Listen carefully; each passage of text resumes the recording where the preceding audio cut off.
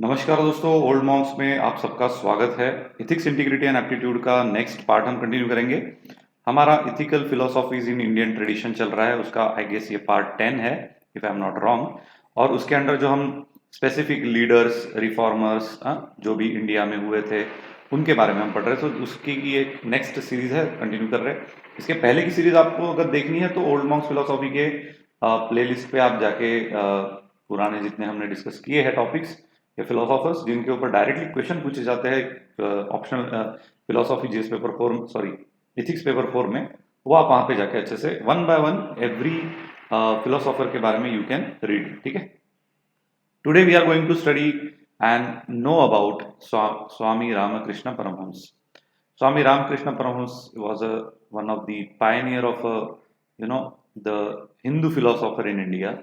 He has ऐसा कहते हैं कि उन्होंने एक भगवान को जन्म दिया है। So in language of the saints sages, उनका महत्व वो सब अगर थोड़ा ध्यान में रखते हुए अगर हम बोलते हैं तो स्वामी विवेकानंद जो आज उनकी ख्याति है पूरे विश्व में, it is all because of Swami Ramakrishna Paramahamsa. ठीक है, सो उनके इथिकल टीचिंग एंड फिलोसॉफीज के बारे में हम थोड़ा सा एक्सप्लोर करेंगे। ये सारी चीजें कैसे आती है। Of course spirituality is the root, ठीक है, of all the XYZ thing, चाहे इथिक्स हो, मोरालिटी हो, ड्यूटीज हो, ऑनेस्टी हो, फ्रेटर्निटी हो, ये सारी चीजें का जो बेसिक या उगम स्थान क्या है, स्पिरिचुअलिटी है। और ये हमारे देश में नित्य नित्य नित्य समय में और रिपीटेडली प्रूवन फैक्ट है। ठीक है, तो regarding Swami Ramakrishna, spiritual master revered as an spiritual guru, ऐसा माना जाता है, an embodiment of a divine love and wisdom. तो कोई भी स्पिरिचुअल लीडर को एक प्यार का स्रोत ही माना जाता है, प्रेम का स्रोत, नॉट प्यार का स्रोत। तो प्रेम का स्रोत इसलिए माना जाता है बिकॉज उनका जो हार्ट है, he is open and acceptable to every individual coming in front of them. 19th century के मिस्टिक माने जाते हैं। मिस्टिक ये शब्द फिलोसॉफी में काफी चर्चित रहता है, मिस्टिसिज्म कहिए, मिस्टिक कहिए। आज भी आप ये जग्गी वासुदेव जो ईशा फाउंडेशन है, they also talk about these things. तो मिस्टिक का मतलब होता है living in India during the 19th century, his teaching continue to inspire millions worldwide. He was like, ऐसे कई सारे किस्से हैं, आपने कभी पढ़े तो आपको समझ में आ जाएगा कि रामकृष्ण परमहंस की जिंदगी में ऐसा लगता था कि आज यहाँ है तो कल कहाँ रहेंगे पता नहीं सकते। That's why such people are identified as an mystic. उनकी जो फिलोसॉफी है it has been universally accepted. इसीलिए जब 1893 में शिकागो का धर्म परिषद हुआ था, पार्लियामेंट ऑफ रिलीजन हुआ था, उसमें जो स्वामी विवेकानंद जी ने भाषण दिया था, वो पूरे वर्ल्ड में उन्होंने एक इम्प्रेशन क्रिएट किया था कि ये कैसी फिलोसॉफी है और इसका क्या जबरदस्त डेप्थ है। तो अपने आप में वो एक यूनिवर्सल नेचर ऑफ फिलोसॉफी मानी जाती है, Hindu philosophy. Ethics in the teachings of Swami Ramakrishna, moral compass, spiritual integrity, and compassionate living. He emphasized on the strong moral code to guide our actions and decisions. ये almost यानी बुद्धा हो, जैना हो, आदि शंकराचार्य हो, रामानुजा हो, मध्वाचार्य हो, everyone talks about the discipline. ठीक है, और जिसको स्पिरिचुअल या फिलोसॉफिकल भाषा में योगा भी कहते हैं हम लोग। Discipline of the body first, उससे जो मॉरल कोड उसके लिए जो लागू होता है ना, वो फॉलो करना अपने एक्शंस में, डिसीजंस में जरूरी होता है। वो एक कंपास है जिससे आप मेजर कर सकते हो कि आपकी स्पिरिचुअल डेवलपमेंट सही जा रही है या नहीं। स्पिरिचुअल इंटीग्रिटी, ये advocated for integrity in thought, in speech, in action, जैसा जैना कहते हैं। Aligning our conduct with the higher spiritual principles. अब हायर स्पिरिचुअल प्रिंसिपल को कब जाना जा सकता है? Just by following them. There is no other way to know the spiritual principle existing in the higher frequencies. उसको जानने के लिए you just need to keep on working. Actions oriented आपके काम होने चाहिए, and you should not only a talkative, you should be action oriented. But to moral code है ना, action oriented not in negative sense, it is in the very positive sense, that is called as moral code. आगे है compassionate living. They urge individual to show compassion towards all beings, promote harmony in the society, differentiate religions society में exist करते हैं। भारत एक ऐसा देश है जहाँ पे हर 50 किलोमीटर बाद सब कुछ बदलता है, यानी कपड़े बदलते हैं, रंग ढंग बदलते हैं, खान पान बदलता है, बोली भाषा बदलती है। इतना डाइवर्स अगर हमारा देश है तो ऐसे देश में कैसे रह सकते हैं with harmony? This was all possible because of the teaching of such spiritual leaders. आई बात ध्यान में? Moral and values in the philosophy of Shri Ramakrishna. पहला है वर्च्यूज।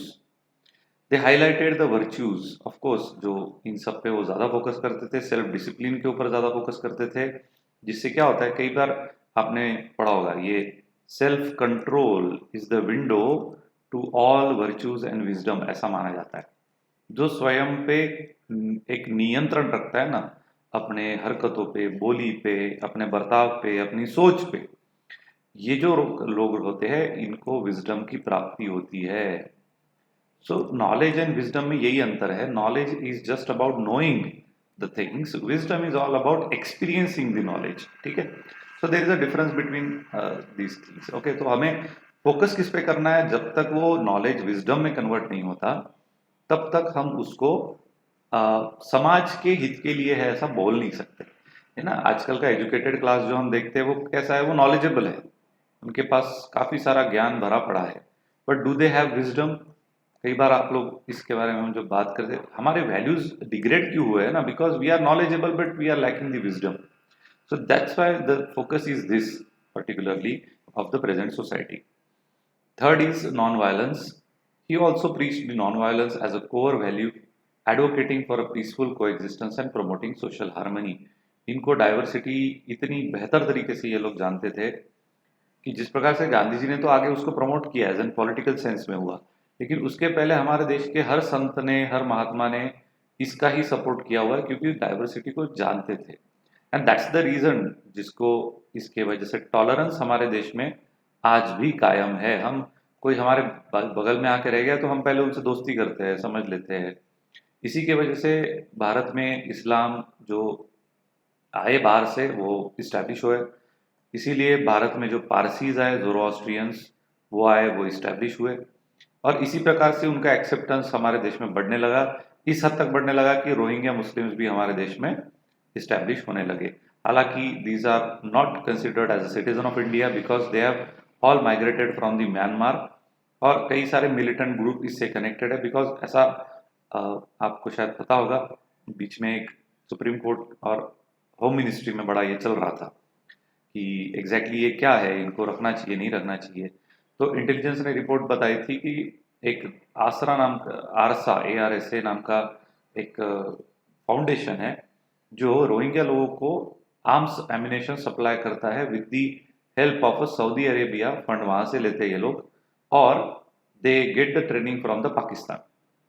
सो वो इंटरनल सिक्योरिटी का बड़ा एक सवाल बन रहा था, इसीलिए जो 40,000 रोहिंग्या मुस्लिम जो इंडिया में माइग्रेट होने वाले थे या हो रहे थे, उनको वापस भेजने का काम होम मिनिस्ट्री ने तब किया था। दिस इज ऑलमोस्ट रिगार्डिंग 2017 की कुछ बात है, जब असैसिनेशन ऑफ रोहिंग्या मुस्लिम्स चल रहा था इन म्यांमार। ठीक है, तो हम इतने टॉलरेंट है कि हमारे टॉलरेंस के रीजंस अगर देखे जाए तो ये सेंट, ये सेजेस है।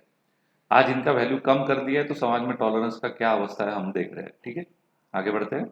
ये सब आपको आंसर में अच्छे से कोट करते आना चाहिए, इसलिए मैं थोड़ा एक्सप्लोर कर रहा हूँ with the current affairs. Duties and responsibilities according to Swami Ramakrishna.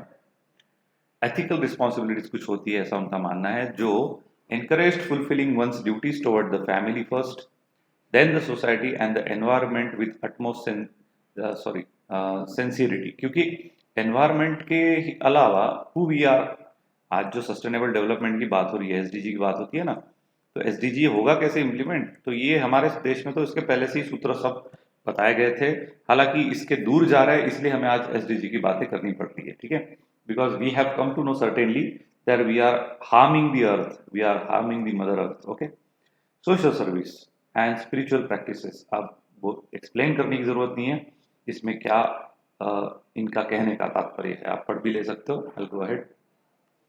The importance of honesty in Swami Ramakrishna the teaching, highest virtue, honesty was considered कि सबसे बड़ा cornerstone है ethical living के लिए, fostering trust and integrity among all aspect of life। क्या होता है honestly कुछ चीज़ों को करना, जो प्रामाणिक दृष्टिकोण से हम करते हैं कि मुझे कुछ करना है, अच्छा करना है, तो अच्छा करने के लिए you doesn't need anyone else. You should just be convinced about why you are doing it. And while doing it, there are so many things that you may encounter. You may encounter the comments, you may encounter the negativity, ऐसा बहुत कुछ हो सकता है, लेकिन आपका उद्देश्य सरल है, स्पष्ट है, तो इसके सबके प्रैक्टिस में कोई दिक्कत नहीं आती, ठीक है। Sincerity in relationship, encourage honesty in relationship, fostering open communication and nurturing genuine connections. Genuine connection लगता है, we are here for building a human relationship. And self reflection, हमारी एक्शंस को हमने बार बार सोच समझ के दोहराना है, विचार पूर्वक उस पर काम करना है कि हम जो कर रहे हैं वो सही है या नहीं। ये emphasize significance of being honest with the one self, ये सबसे ज्यादा माही जो है महेंद्र सिंह धोनी की सबसे इंपॉर्टेंट एट्रीब्यूट उनके लाइफ में पूछी थी उनको, तो he said I am ruthlessly honest with my self. मैंने अगर कुछ गलती की ना तो मैं खुद को छोड़ता नहीं। ये भाषा उनको, इस भाषा में वो अपने ऑनेस्टी को एक्सप्लेन करते हैं कि अगर मेरे से कुछ गलती होती है ना तो मैं खुद को छोड़ता नहीं हूँ, मैं उसको, मुझे पनिशमेंट देता हूँ for that what ever wrong is being done by my side और bye knowingly unknowingly whatever it is, but I try to filter it more and more and more and more so that मैं वो एक perfection level के close जाऊँ। It is not achievable, but at least I will go to the level of a perfection if I keep on striving for that। ये बात बहुत जरूरी है। Fraternity and its significance in the ideology of Swami Ramakrishna. क्या होता है, हमारे देश की डाइवर्सिटी को मद्देनजर रखते हुए फ्रैटर्निटी का एक बहुत मेजर रोल आता है। That's why it is being even also given in the constitution of India, है ना। प्रियम्बल में आप ये वर्ड को देख सकते हो, fraternity. It is only important just because we are a diverse country like anything. आप अभी आपने ये जेरूसलेम और ये इजराइल हमास या पैलेस्टीन कॉन्फ्लिक्ट देख रहे हो, एक 37 एकड़ की जगह है सिर्फ, ठीक है, जहाँ पे कॉन्फ्लिक्ट चल रहा है। एक जगह क्रिश्चियन का टेम्पल है, एक जगह मुस्लिम की मस्जिद है और एक जगह यरूशलेम का उनका टेम्पल माउंट है। इस 3 जगह के कॉन्फ्लिक्ट की वजह से आज पूरे विश्व में इतना तनावपूर्वक वातावरण है कि हर कोई एक दूसरे को मारने पे तत्पर है। अरेबियन कंट्रीज इस्लामिक एक्सपांशन के अंडर इसराइल को खत्म करना चाहते हैं। इसराइल की अपनी जो लड़ाई है वो अस्तित्व के लिए है। क्रिश्चियनिटी की लड़ाई है वो है अपना धर्म बढ़ाने के लिए, वो सब कर रहे हैं। सो यू कैन सी कि this is like a very conflicting situation, whereas in India we can see a vast diversity we have, language, cultural, क्या नहीं है। हर 50 किलोमीटर में आपको सब चेंज होते हुए नजर आएगा, but still we are all living in and एक सिंक्रोनाइजेशन में हम है। We do not try to disturb anybody's routine here. ये बहुत अप्रिशिएबल है। क्यों है, तो ये भारत की आइडेंटिटी है और ये किसकी देन है, तो ऐसे संत महात्माओं की ही देन है जिनके टीचिंग की वजह से हम लोगों में वो स्वभाव का एक चयन हुआ है और वो वैसा हमारा नेचर बन गया है। देन है दे टॉक्स अबाउट यूनिवर्सल ब्रदरहुड। अगर हम स्पिरिचुअल कंटेक्स्ट में देखे जाए, हम सब कोई आत्मा का ही एक रूप है and this whole physical existence और material nature of our existence, ये पूरा का पूरा नॉन परमानेंट ऐसा है। तो why we are being concerned by its changes, जो बदलता है उसके वजह से हम क्यों परेशान होते हैं। सो इसके लिए वो स्पिरिचुअल आइडेंटिटी को अप्रिशिएट करते रहना, जो कि ह्यूमैनिटी के लेवल पे, चाहे वो हमारे देश का हो ना हो, हम उसको उस तरीके से देखना, यही है universal brotherhood. Compassionate and love for them, collective progress. They believed in the society that flourishes when individuals work together for the greater good, recognizing their interconnectedness. हम कैसे एक दूसरे से बंधे हुए हैं हमारे टीम वर्क से, जिसको आज हम कॉर्पोरेट भाषा में टीम वर्क कहते हैं। Collective good of all can be achieved with the collective actions, ये उसके पीछे रीजन है। कलेक्टिव प्रोग्रेस के लिए भी आइडियोलॉजी सपोर्ट करता है। So in the conclusion, Swami Ramakrishna Paramahamsa suggest about the ethical transformation. That teaching provide path for the ethical transformation, enabling individual to lead a meaningful and virtuous life. They act as a guiding principle during the dilemmas, promoting fairness and uplifting soul। है तो कई बार ऐसा होता है, अब आपको case studies जब हम देखते हैं ना, कई बार ये मोस्टली डायलेमा वाली सिचुएशंस ही हमको देते हैं।